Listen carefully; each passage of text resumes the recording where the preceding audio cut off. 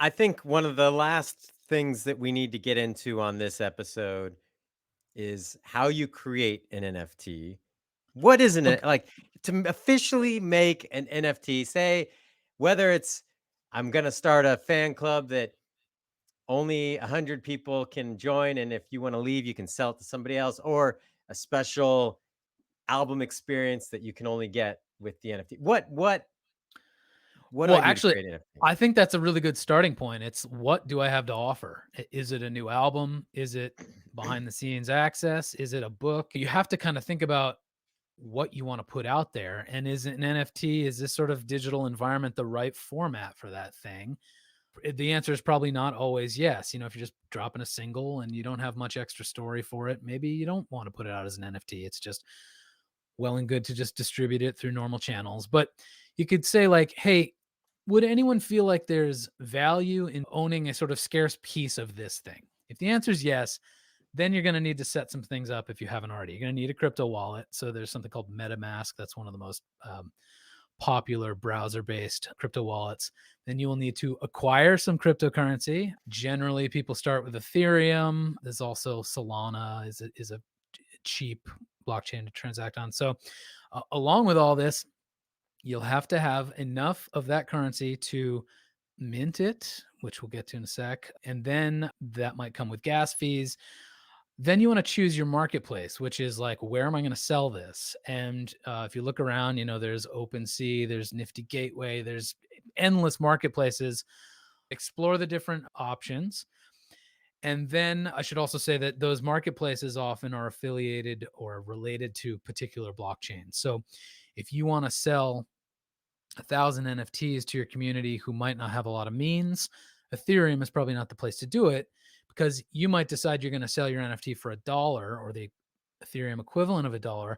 But unfortunately, the gas fees that day might be $75 for the person to even claim it. So kind of shop around in that regard too. What is your audience going to be willing to spend in order to acquire this thing?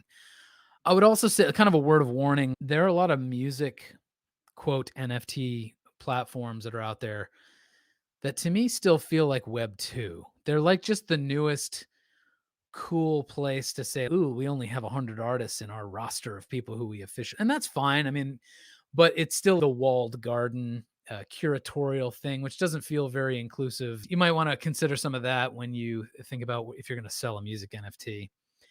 Another thing you could consider is, do you want to put your file, let's say you're going to sell a song or a music video, you have the ability to put that file into a blockchain adjacent storage locker. Because one of the problems that people point out with NFTs is, okay, if your NFT points to chrisrobley.com/wilderness, today that means one thing, but I could tomorrow decide to put a bunch of stupid cat videos and advertisements on that page. And now you own an NFT that points to something changing or something that if I Yeah. stop paying Squarespace just goes away altogether. And what does that do to the value of your NFT? So one of the solutions is to put the file onto, there's a thing called Arweave or IPFS. These are like kind of semi-permanent file lockers. And then your NFT can point there, which gives the purchaser more security. Then the next thing you want to do is select. Kevin, you can just stop me at any point and say, "This is all nonsense. I hate you. It's too much work." Uh, I'm just trying to be, you know, Diplomatic. well, just try not to roll my eyes too many times. 'Cause Okay. All right. All right. I'll just let you keep rolling your eyes internally. I'll continue along. So the next thing you will want to do is ask yourself, is this part of a collection or is this a one-off thing?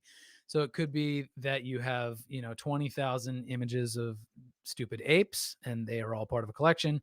Maybe you have an album with 10 different songs, that could be a collection, or maybe it's a single song or a single video that's just a kind of a one-off thing.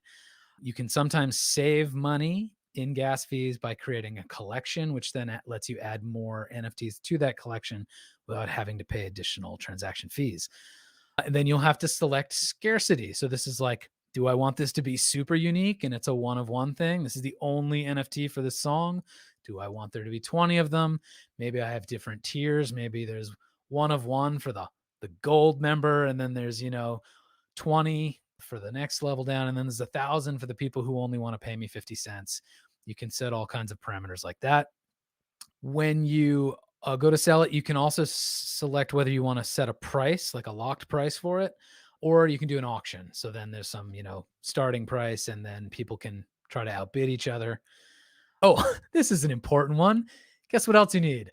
Buyers, people who are interested. You need an actual audience. So, we'll get into this a lot in the next one, but just because you made an NFT doesn't mean anyone wants to buy it. Like I could mint an NFT of my dog barking.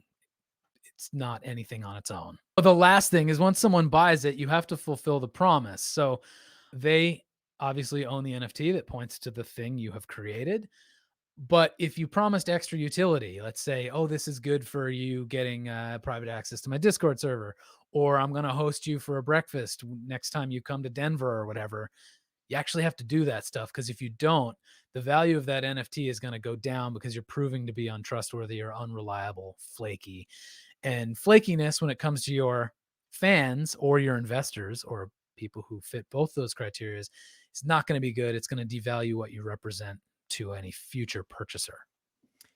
Well, I think the point you just made is probably one of the most important points. And that's where I do feel like it relates back to the crowdfunding thing, where people said, oh, for $2,000, we'll do this. And for 10 grand, we'll do this.